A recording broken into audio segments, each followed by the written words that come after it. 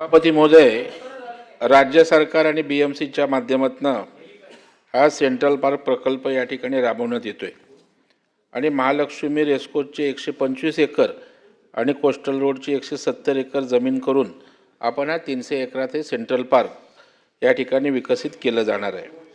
आपण पर्यावरणाची काळजी घेणार आहात, त्याबद्दल अभिनंदन आहे। जमिनीखाली आपण काही स्पोर्ट्स कॉम्प्लेक्स उभारणार आहात, त्याच्यामध्ये टेनिस, बॅडमिंटन, पोहण्याचे तलाव, कबड्डी, खो खो सारखे आंतरराष्ट्रीय दर्जाच्या सुविधा त्या ठिकाणी करणार आहात।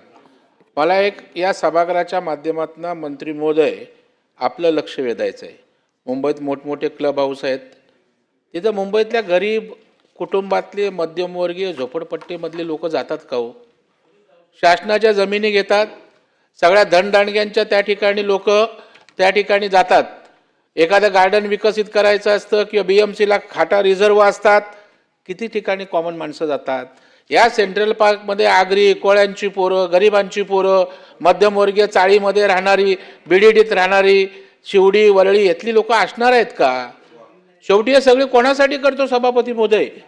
आपण मुंबई विकसित झाली पाहिजे, मोठमोठ्या प्रकारचे प्रकल्प आले पाहिजेत, त्यात मुंबईकर जर हरवला तर काय याचा उपयोग आहे?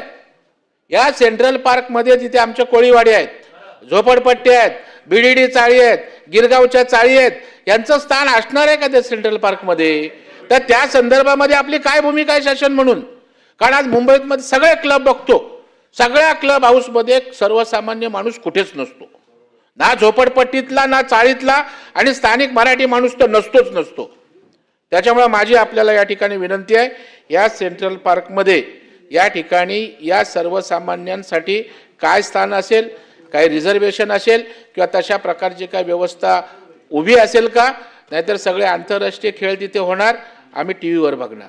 त्याच्यात सहभाग घेणं, त्याच्यात त्यांचा अंतर्भाव करणं, या संदर्भात शासन काय भूमिका घेईल का? सभापती महोदय, सेंट्रल पार्क हा जो सभापती महोदय की हा सेंट्रल पार्क जो मुंबईमध्ये होतोय त्याचा कॉन्सेप्टच वेगळा आहे। मी जसं सांगितलं की मगाशी भाऊनी ज्याचा उल्लेख केला की अमेरिकेतली काही उद्यानं आहेत, लंडनमधली काही उद्यानं आहेत, जगाच्या पातळीवर देशातनं विदेशातनं लोक जी उद्यानं बघायला जातात त्याच्यापेक्षा सर्वश्रेष्ठ उद्यान आपल्याला मुंबईमध्ये बनवायचं, याच्यासाठी सेंट्रल पार्कचा हा आराखडा बनवला जातोय। याच्यामध्ये प्रवीण दरेकर साहेबांनी सांगितले की काही स्थानिकांना प्राधान्य देण्याच्या संदर्भातला निर्णय, तसं प्रवीण दरेकर साहेबांनी मगाशी जसं सांगितलं लेखी पत्र द्यावं, त्याच्यावर देखील कशा पद्धतीनं पुढे जाता येईल याचा आपण विचार करू।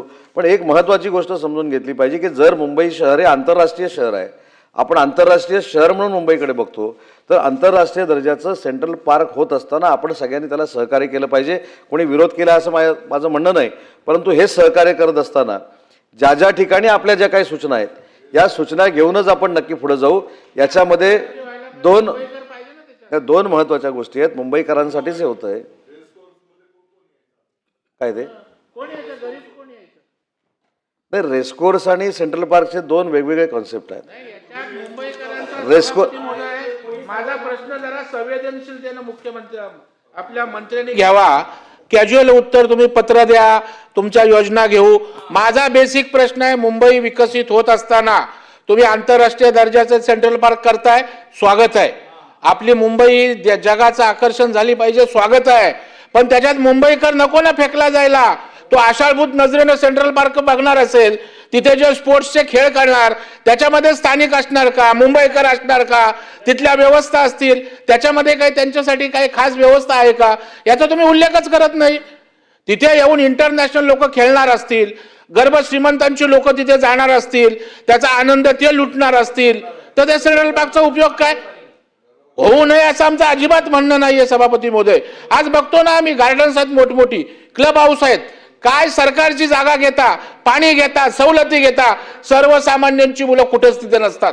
20-25 लाख रुपये क्लब मेंबरशिप यांची असते, 50-50 लाख क्लब मेंबरशिप त्यांची असते। कशासाठी आपण देतो? मग या सर्वसामान्य मुंबईकर ज्यांनी मुंबई उभी करण्यामध्ये आपला हयात घालवले, आज समोर कोळीवाडा आहे, कोळीवाड्यातली पोरं येऊन त्या सेंट्रल पार्कच्या तुमच्या स्पोर्ट्सचा आनंद घेणार आहेत का? तर याच्याविषयी आपण भाष्य करा ना। तुम्ही मला संकल्पना सांगितलीत, मान्य आहे, पण याच्यामध्ये मुंबईकर हरवला जाऊ नये। मुंबईकर त्याच्यामध्ये रुबाबानी जेव्हा आंतरराष्ट्रीय लोक येतील तेव्हा त्यांनाही प्रदर्शन आपल्या मुंबईकरांचं झालं पाहिजे। सर्वसामान्यांचं झालं पाहिजे याची काळजी घ्यावी अशी माननीय मंत्री महोदयांना आपल्या माध्यमातून विनंती आहे. सभापती महोदय, मी कुठेही चुकीचं सांगितलं नाही. मी असं सांगितलं की याच्यामध्ये तुमच्या ज्या काही लेखी सूचना आहेत त्याचा देखील अंतर्भाव नक्की करण्याचा प्रयत्न शासन म्हणून आपण करू, महानगरपालिका म्हणून आपण करू. महत्वाचा मुद्दा याच्यातला एकच आहे की तिथं फक्त स्पोर्ट्स कॉम्प्लेक्स होते अशातला भाग नाही. स्पोर्ट्स कॉम्प्लेक्सच्या बाबतीमध्ये आता सचिन भाऊनी सांगितले की अजून बॅडमिंटन हॉल होणार आहे, अजून काय तुम्ही मुद्दा मांडलाय ते अजून काय फायनलाइज झालेलं नाही. आणि दुसरी महत्वाची गोष्ट आहे की हे जे सेंट्रल पार्क होतंय हे मुंबईमध्ये होतंय आणि मुंबईमध्ये झाल्यानंतर मुंबईकरांनी त्याचा आस्वादच घेऊ नये अशी काही महाराष्ट्र शासनाची किंवा महानगरपालिकेची भूमिका नाही. पहिला मुंबईकर आणि मग बाहेरचे. त्याच्यामुळे मराठी माणसाला जेवढं प्रवीण दरेकर साहेब मानतात तेवढं आम्ही देखील मानणार आहोत. त्याच्यामुळे मराठी माणसावर, कोळीवाड्यांवर अन्याय होणार नाही हे देखील शासन म्हणून आम्ही नक्की जबाबदारी घेऊ. आणि सगळ्यात महत्त्वाचा मुद्दा प्रवीण दरेकर साहेबांनी आणि सचिन भाऊंनी क्लबचा जो मांडला, खरं तर ह्या स्कोपच्या बाहेरचा विषय आहे. माहिती अशी आहे की क्लब जे चालवतात त्यांनी 37% जागा ही स्थानिकांना, बरोबर ना बरफ साहेब, खेळायला वापरायला दिली पाहिजे. याच्यावर मी आताच काय बोलत नाही. अनेक लोक ऐका ना, ऐका अनेक लोक याच्यामध्ये अडचणी देऊ शकतात. आणि विशेषतः सचिन भाऊंच्या मागे बसणारे जे सन्माननीय सदस्य आहेत ते आता सभागृहात नाहीत, ते सगळ्यात जास्त अडचणी देऊ शकतात. त्याच्यामुळे त्याचा आपण अभ्यास करूया, त्याचा आपण तपास करूया. आणि ऐका ना, 37% नाही, मातोश्री एकच आहे. मातोश्री क्लब हा, मातोश्री क्लबचा आपण या ठिकाणी उल्लेख केला. मातोश्री क्लबच्या बाबतीमध्ये देखील आपण तपास करू ना.